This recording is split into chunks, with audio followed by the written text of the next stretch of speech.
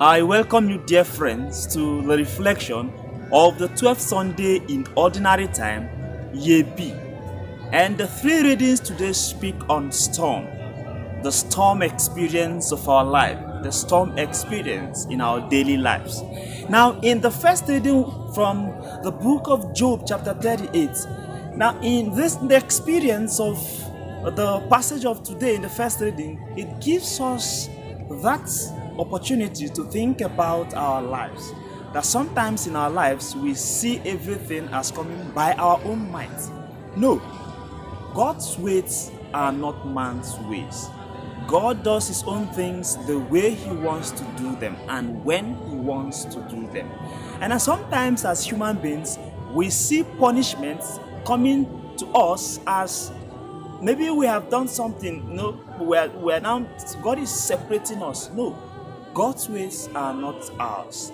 And then in every situation, every stormy situation of our lives, God is always there. And we should also remember that just as he is there with us, his ways are not our ways. He has his own way of doing things. Now in the second reading from the second letter of St. Paul to the Corinthians, chapter 5. Now St. Paul tries to tell his people that by baptism we are now reborn and we are made new creation. And now new creatures, as new creatures, we no longer live for ourselves, we live for Christ. Therefore, making us co-members of the Christ body. And whatever we do, we should do them as brothers and sisters. Then in the gospel reading, we are presented with the both experience. The both experience is very clear and practical also in our lives. It seems it happened once in the Bible, but it happens in our lives daily. And so Christ in the gospel today gives us an example to follow on how to attend or how to approach our boat experience. What is this boat experience?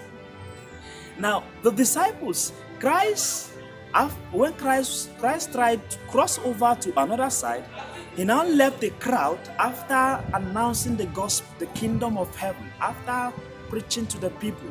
He now tried to take a rest. Now, he left the crowd and with his disciples moved to the other side, the land of Gerasene. Now, dear friends, let us make some analysis of this movement. He moved to the other side on the boat. The boat was about to capsize. The disciples now called upon him and the storm was calmed. Now, let us now look into these events and see what they mean for us. The disciples tried to call upon Christ when the boat was trying to capsize, when the storm was very heavy, when the wind and the wave was pushing them. They tried to call upon Christ for help. Now, when Christ came up to help them, after calming the storm, he turns to them and said, "You men of little faith." He now reproaches them and, no, you have little faith. Now, the disciples were not confident that Christ, his presence, can bring about the calm of that storm. That was the mistake they did. And that was why their faith could not make them understand or recognize that the presence of Christ with them will not make this boat capsize. So when we voyage with Christ, we voyage in peace. When we recognize that Christ is with us, then nothing can happen to us. Even like in the first reading, when we meet the stormy aspect of our lives, Christ will do everything for us. And so when he comes into our lives, we become new creation, as it is said and it is written in the second reading. So now, dear friends, the boat signifies the community of Christians. Now, it is in the Jewish tradition that this land of Gerasene is a land filled with Greek philosophers, and they also now rear these pigs that were seen as unclean animals. So now this land was seen as a land of pagans, people who are unclean, land of pagans. Now, the boat that signifies the Christian community was being the Christian community was taking the gospel to the theology there is that the Christian community was taking this community is taking the gospel to the pagan land. And that the experience of Christianity in the early days of Christianity. That Christianity faced a lot of persecutions as the gospel was being taken from the one place to the other, especially to the pagan world. Now, it is also in the Jewish tradition that the sea was seen as a negative or something like is an evil force. How is it an evil force?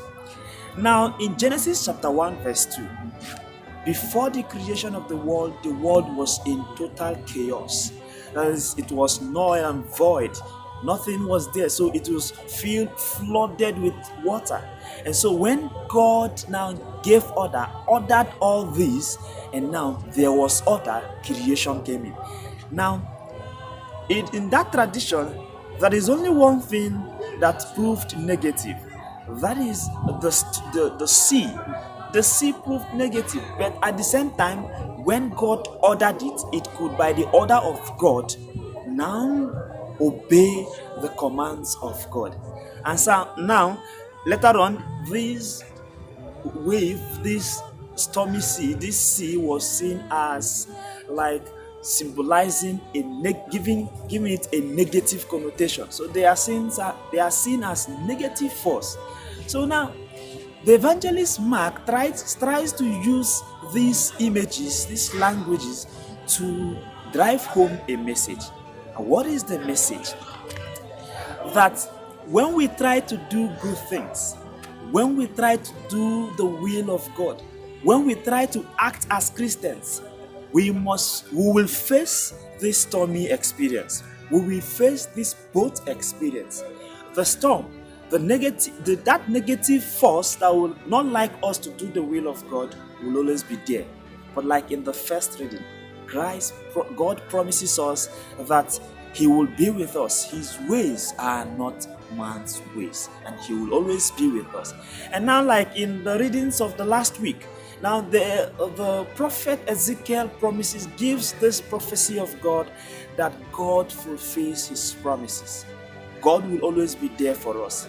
That in our own boat experience, in our own stormy experience, Christ will be there to help us so that we will not capsize.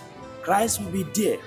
Just as He calmed the stormy sea, He will also calm the stormy experience of our lives. May the good Lord continue to bless us, so that bearing this in mind as we do the will of God, He will always be there to calm every boat or stormy experience in our lives. He is always there, and He will be there for us always. Let us also remember, when we voyage with Christ, we will voyage in peace. And once Christ comes in our situation, we will not experience any form of storm or wave. Now, just as the disciples could not recognize or were not confident that the presence of Christ was not going to bring about that boat capsize, the boat was not going to capsize, let us always believe that Christ is with us.